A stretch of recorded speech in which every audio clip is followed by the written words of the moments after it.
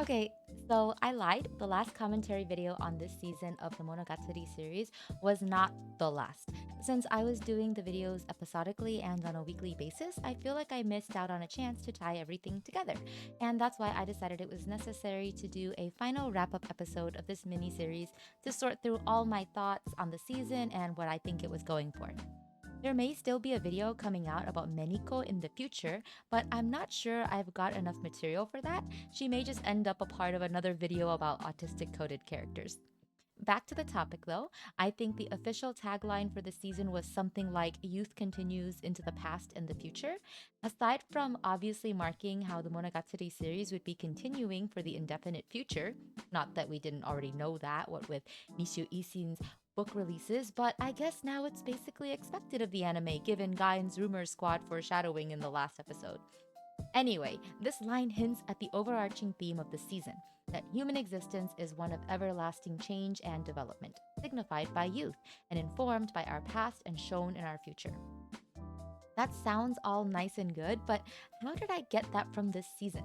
Well, let's start with the two major arcs of the season and how they were complemented by the more minor stories included. As with everything in this series, I believe the arcs chosen to be adapted were very deliberately selected, and thus the shorter stories were meant to inform and enhance the themes presented in the two major arcs, Nadeko's and Koyomi's. Nadeko's story has a theme very familiar to those who have seen the original series, learning to accept oneself. The difference is that Nadeko is also trying to reconcile all the different versions of herself that she developed throughout her many experiences. She wants desperately to be able to move forward in life, pursuing her passion, getting a job, assuring her parents that she's got a future. But she doesn't know who she is because she's gone through so many iterations, so to speak, and core personality traits.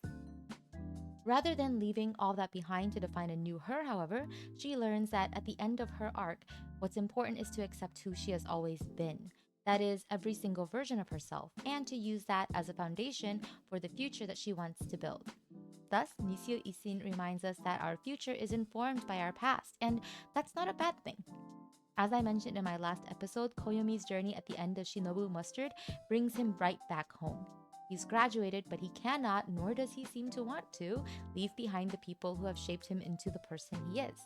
After all, these are the people who defined his youth. Even though Guy uses leaving him alone for the rest of his days as an incentive for him to help her out on this case, he's actually happy at the end of the story to be working with Kambaru to resolve the issues with the basketball club. And as I mentioned in my analysis of Ogi as a representative of Koyomi's regrets, I don't think he's ready to let go of his small town or oddity ties. But that isn't to say that he's unable to move on and is thus stuck. Rather, the end of the story suggests that he recognizes that he's not done growing just because he became an adult. Being a human being actually means always changing, even if we assume all that development happens in our youth and stops at adulthood. And just like Nadeko, who he is now and who he will become is intrinsically linked to his past. In fact, it's even connected to the history of his forebears, that is, Shinobu and Deathtopia. And that's why I think the Princess Beauty fairy tale and Acerola Bon Appetit arc were included. Koyomi's story is foundationally only possible because of his encounter with Shinobu, and she was only able to come to where she is now because of Deptopia. After all, not only is her entire facade based on what Deptopia taught her, but the rituals she engages in are informed by Deptopia as well. It was Deptopia who showed her how to show respect to the victims of her cult of personality. It makes sense then that a major secondary theme in Shinobu Mustard is how seniors pass on their legacy to their juniors. Though what the juniors make of it can vary, i.e., Kie and Araragi. So, why was Tsukihi undo what kicked off the series? Well, aside from giving background information on why Ononoki was hanging out with Nadeko, Ononoki is Nadeko's equivalent to Shinobu in a way. She becomes an irreplaceable friend to Nadeko who sets the events of the story off, and she also goes through a small arc in this short story in which she demonstrates that Nisio Isin's monsters aren't that strict about the unchanging aspect of their existence. In fact, just by existing, their identities are influenced by the things that happen to them.